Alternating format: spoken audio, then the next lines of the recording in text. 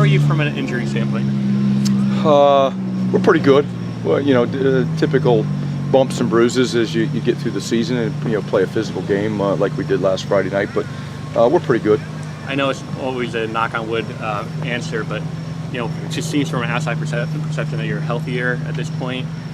Is it because of the turf? Is it because the soft shell helmets? I mean, have you even thought about it? Is it true? We're probably healthier and fresher at this point than we were at this same point last year. Now that the big challenge is how do we keep that going?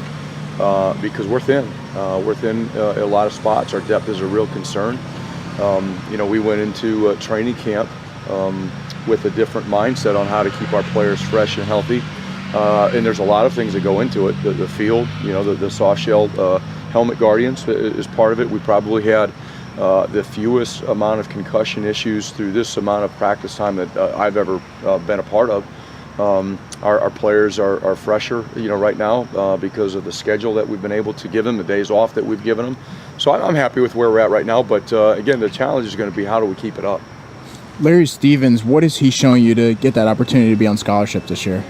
Well, he's going to add value. We have some parameters that players need to meet to be able to put themselves in that position if we have the available scholarships. And what I like about Larry, he comes out here every single day to work, provides energy and brings a spark to our special teams.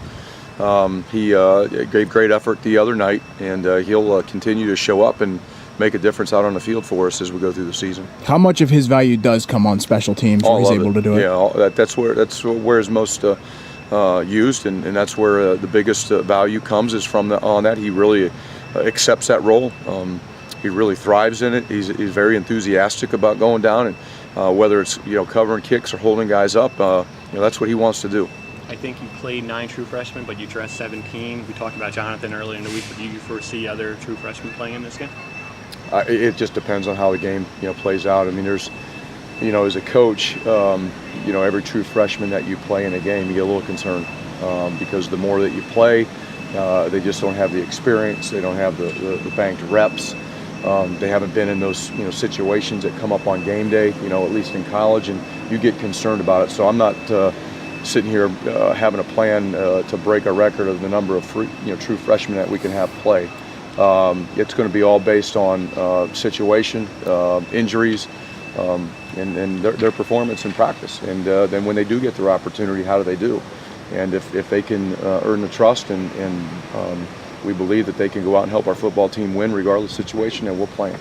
Juwan Harris, how did he look this week in practice? He's had a good week. He's a little rusty. Again, that has nothing to do with this week. It has everything to do with time missed because of a back issue that he had in the summer, and it slowed him in training camp a little bit. But he'll be out there helping us in some capacity on Saturday. I think you have 9 players from Florida on your roster, 3 starters. So you have a message. I mean, have you addressed that situation, the pending hurricane? Just with a couple of individuals, not as a team. We talked. Some of us talked in the locker room with guys. It's really important to make sure that they're comfortable with their family situation.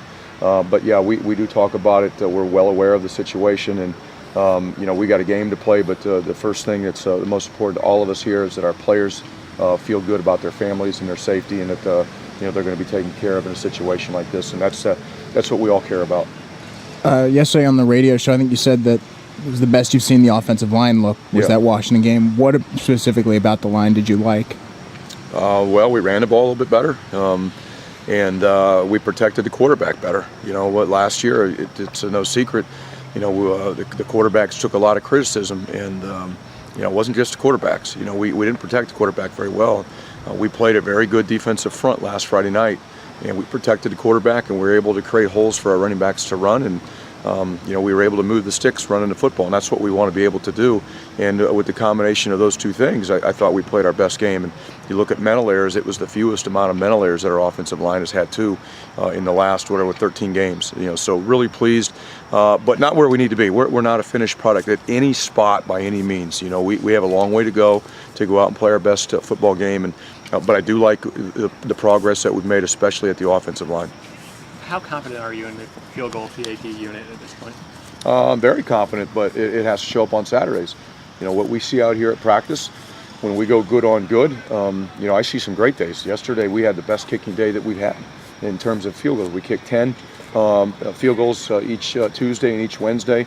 I think yesterday we were 9 out of 10. The one that we missed was a 10th one, which was a pretty good distance. Pushing 50 yards, but I was really excited about what I saw. And we've seen that through the majority of training camp. But again, the true test is what happens on game day. Another special teams question. CJ Onyechi, why is he a guy that you like out there on specials right now? He's like anybody else that we want to put out there. One, can he run? Does he have toughness? Does he understand what we're asking him to do?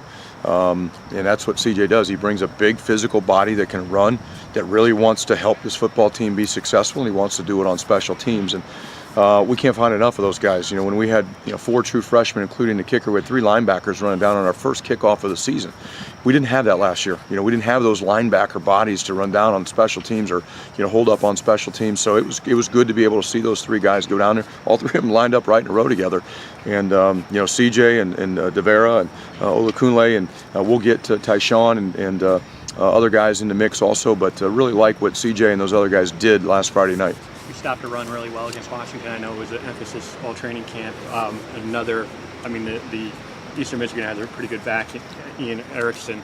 Is that another challenge, and would you like to see that progress continue? Oh, absolutely, better. We need to play better defense, but you talk about run defense. There's a lot that goes into that. People talk about, well, your front's not big enough. No, our front's big enough. We started 3 guys that are 300 pounds. Our front's big enough. A lot of it comes down to being able to get off blocks and be able to tackle. And a lot of that tackling comes from the second level, whether it be linebackers or DBs. I thought we tackled exceptionally well the other night against some really good running backs. That made our run defense look a lot better. And last year we missed too many tackles, especially out in space at the back in the back 7, and obviously it made our run defense look poor. So we have to keep tackling at a high level, and we work on it every single day. Last Friday night was a big challenge with those running backs. This week's going to be another challenging running back to defend and tackle out in space. It's going to be that way each week. So that's really what it comes down to.